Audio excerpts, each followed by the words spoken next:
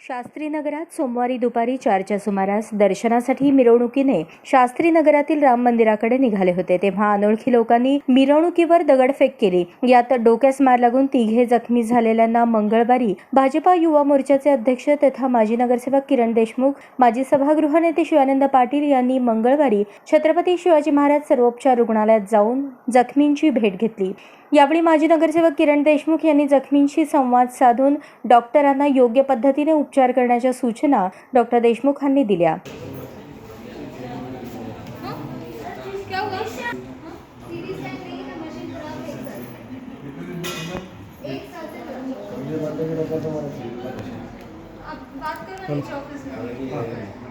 संपूर्ण देश रामलल्लाच्या आगमनाचा उत्सव साजरा करत असताना सोलापूरच्या एका कोपऱ्यात राम भक्तांवर अशा पद्धतीने हल्ला होणे ही अत्यंत दुर्दैवी आहे. सदर घटनेतील दोषींना शोधून काढून कठोरातील कठोर कारवाई झाली पाहिजे, अशी मागणी भाजपा युवा मोर्चाचे अध्यक्ष किरण देशमुख यांनी दिली.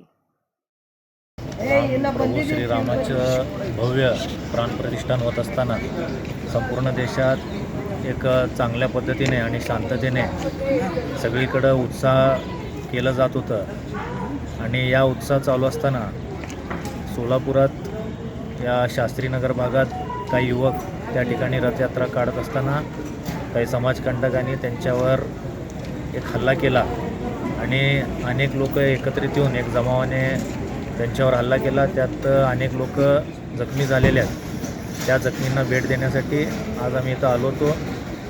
मी पोलीस प्रशासनांना विनंती करतो की हे जे समाजकंटक आहेत, जे जाती धर्मात तेढ निर्माण करायचं पाहत आहेत, त्यांना वेळेस आळा घालावा आणि कडक कारवाई करावं आणि अशा जे कोणी असतील त्यांना कडक कारवाई करून एक समाजात एक चांगल्या पद्धतीचं आपण उदाहरण पोलीस प्रशासनाकडनं व्हावं, एवढंच विनंती.